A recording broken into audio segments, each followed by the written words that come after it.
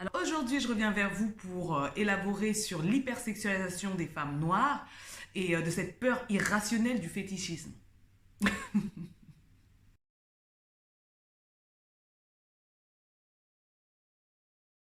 Je pense que, comment on appelle ça, mon apport sera un peu différent de l'apport des autres vidéos qu'on retrouve sur YouTube pour ce qui est de l'hypersexualisation, parce que j'ai remarqué que ce qu'on appelle la communauté noire a du mal à parler de l'hypersexualisation de la femme noire effectuée par la communauté noire elle-même.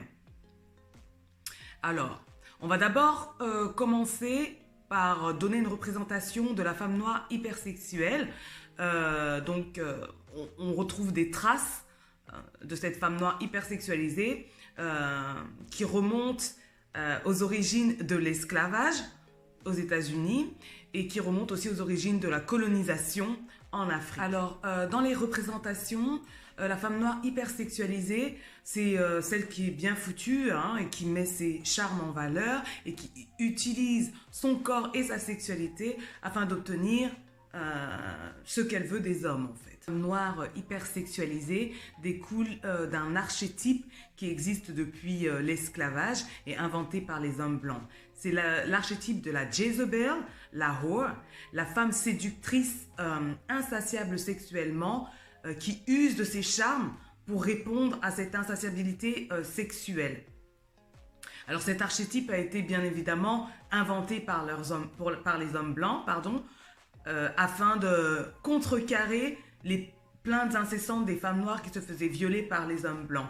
Et aussi pour expliquer le fait qu'il y avait des enfants métis qui naissaient. Pour ce qui est des colonies françaises en Afrique, la femme noire est vue comme hypersexualisée dû au fait de la polygamie et de son rapport avec la nudité. Il faut comprendre que l'homme blanc, il arrive en Afrique, il est complètement... il arrive dans une culture qu'il ne comprend pas, donc il lit cette culture par rapport à sa culture en Europe. Donc l'homme blanc, quand il voit la femme noire dans la polygamie, et les hommes noirs qui proposent même leurs femmes aux étrangers, qui proposent d'utiliser leurs femmes comme cadeau de bienvenue.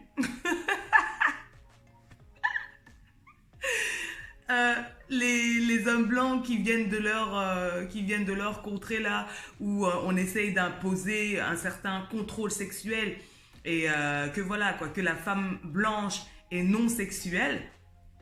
Du coup, pour eux, la femme noire est hypersexuelle, sachant qu'elle est à l'aise avec sa nudité et que les hommes noirs proposent comme cadeau comme cadeau de bienvenue leur femme noire à ces hommes blancs. Du coup, pour certains, la femme noire fascine par son côté soi-disant bestial, proche de la nature, et par sa sexualité fantasmée par l'homme blanc. Elle serait plus chaude que les blanches, d'une grande sensibilité et peu intéressée par les préliminaires. Alors que la femme blanche, elle est compliquée. Et elle est très intéressée par la romance. Je veux dire, comparée à la femme noire qui donne ça gratuit, quoi. C'est celle qui est attirée par le sexe à l'état brut. Du coup, la femme noire hypersexualisée est bestialisée. Pour ce qui est du renforcement médiatique du stéréotype de l'hypersexualité des femmes noires, on peut dire merci aux États-Unis.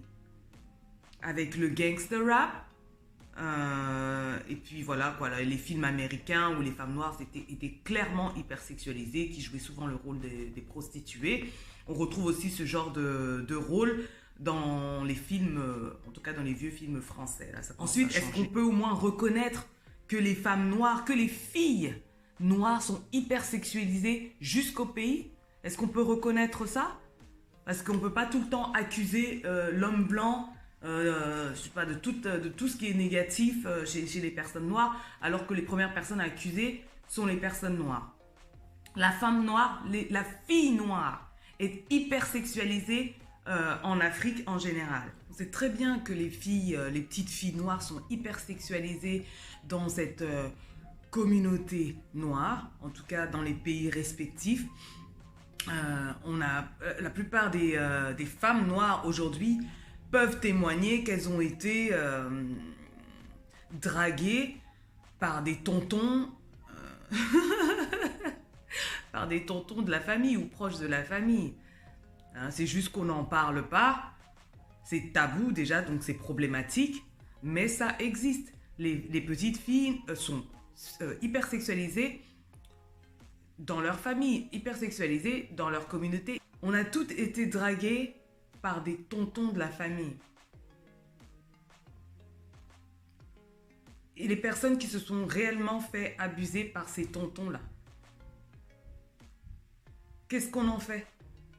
On les laisse dans leur folie, on les laisse dans leur promiscuité sexuelle parce qu'elles n'ont pas guéri. Moi, j'ai un problème avec ça. J'ai un problème avec le fait que les personnes noires se victimisent lorsqu'il s'agit de choses négatives, en tout cas perpétrées par l'homme blanc, par le colon. Mais quand il s'agit du traître de la maison, personne n'en parle. Moi, j'ai un problème avec ça. Moi, j'ai un problème avec le fait qu'on ne protège pas les filles noires. Alors, 3 effets de l'internalisation de ce stéréotype de la femme noire hypersexualisée. Alors, en 1, il est possible que certaines femmes noires décident de vivre une vie de promiscuité sexuelle juste parce que c'est ce qu'on attend d'elles. En 2, certaines femmes noires ou même des filles noires qui auraient vécu des abus sexuels auraient peur d'aller dénoncer la personne parce qu'elles n'ont pas envie d'être victimisées une deuxième fois et qu'on ne croit pas leurs allégations. Et parce qu'elles l'ont certainement cherché puisqu'elles sont hypersexualisées. En 3, pour les personnes les plus fragiles, il est possible qu'elles développent des troubles sexuels.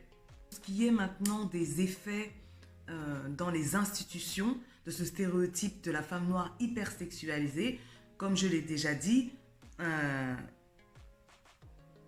porter plainte devient difficile parce qu'on sait que la police ne prendra certainement pas au sérieux la plainte qu'on vient déposer. Il y a aussi des répercussions dans le monde du travail.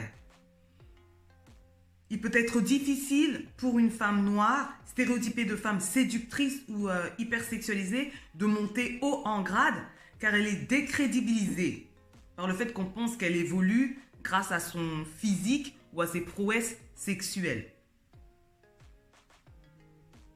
Certaines femmes noires conscientes de ce stéréotype pourraient aussi tenter de se distancier de leurs collègues hommes et de leurs superviseurs hommes et du coup éviter des personnes susceptibles de jouer un rôle de potentiel mentor dans leur carrière. Alors qu'est-ce qu'on peut faire quand on est confronté à cette réalité du stéréotype de la séductrice ou de l'hypersexuelle? Alors pour contrecarrer ce stéréotype de la femme hypersexuelle, moi je propose 4 stratégies. Déjà, comme d'habitude, avoir conscience de ce stéréotype.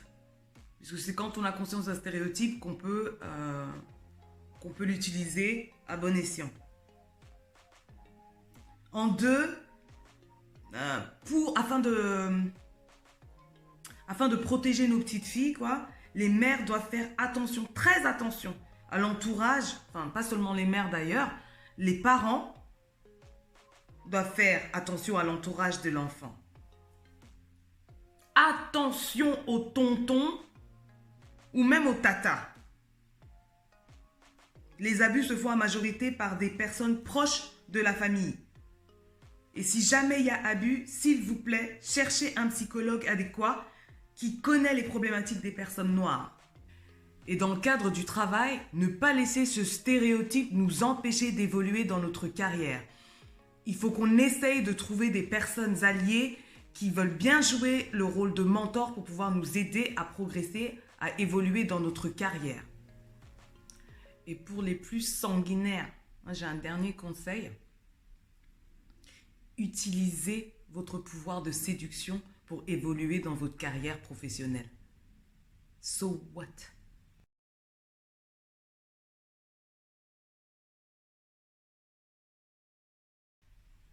Alors moi, ce que je propose pour la prochaine vidéo, c'est qu'on s'arrête sur la peur irrationnelle des femmes noires du fétichisme. Parce que ça, franchement, c'est un discours qui me tape sur le système, discours de victimisation. Vous n'êtes pas si spécial que ça. Quand vous voyez les hommes noirs avec les femmes, là, les femmes blanches, là, vous pensez qu'ils ont peur d'être fétichisés. Quand vous voyez les femmes asiatiques avec des hommes blancs, là, bien friqués, là, vous pensez qu'elles ont peur d'être fétichisées. On en parle à la prochaine vidéo.